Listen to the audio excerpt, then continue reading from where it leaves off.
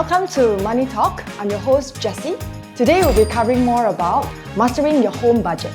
I think household expenditure is something very important through laying out every expenses that my home need to spend, from utilities to data to my children's tuition, food, grocery, helpers, cars. It's very important so that I get to know how much exactly I need in order to achieve financial freedom.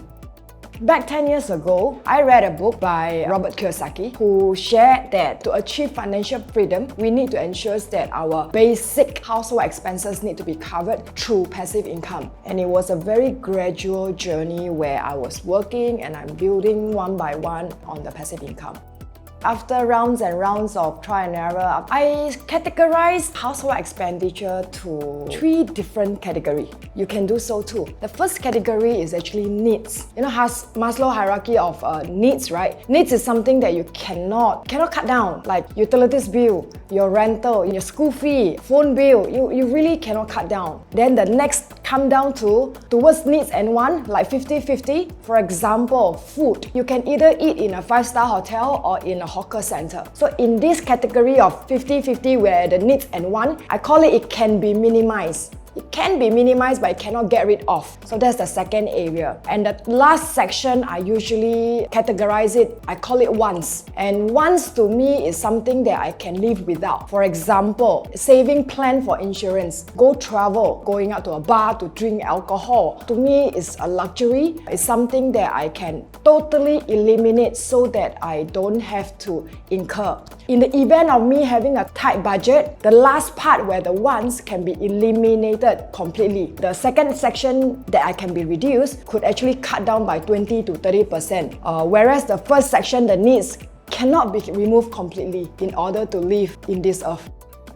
Did it actually affect my daily life? Of course it does. I told my husband, you don't have any more taxi budget, please take bus. Or I tell myself that, hey, this month I don't go out with my friends so often so that I don't spend so much. When choosing a phone plan, we chose a lower plan. Insurance as well. I don't buy saving plan because I cannot afford to. I just focus to buy on health insurance. For say a weekend excursion, I remember my weekend budget was $100 per weekend. So that goes to say it's $50 Saturday, $50 Sunday. So if me and my husband plus 4 kids and one helper, 7 people were to go out, you cannot go Universal Studio, right? Each ticket $80 already. We only have $50 budget.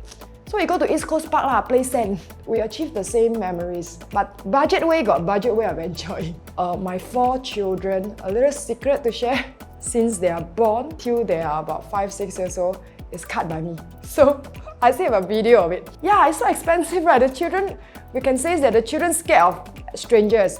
Actually, I tell you, the truth is that can save lah. Each children $10 to cut or $15. And if a lady like me go to a normal salon, will cost at least, they will tell you this and that, $30. Haven't add on additional treatment, perming, color. There wasn't any budget for it. So you don't see me go to the salon either. That's how the budgeting actually control me within my own parameter that I set. So without that, probably I would just spend and then end up I have a lot of debt, not knowing how to pay off and so on. So those were the saving guidelines that we strictly adhere to at that point in time. We were quite clear actually. I think the biggest benefit that I gained, I'm actually not sure how I started doing this, but I guess the desire of wanting to break free and the desire of wanting to achieve financial freedom was very deep inside my heart that propelled me to do this household expenditure. I eventually, I think about 5 years later, I successfully replaced my passive income that I slowly built, and it exceeded my active income that I used to work.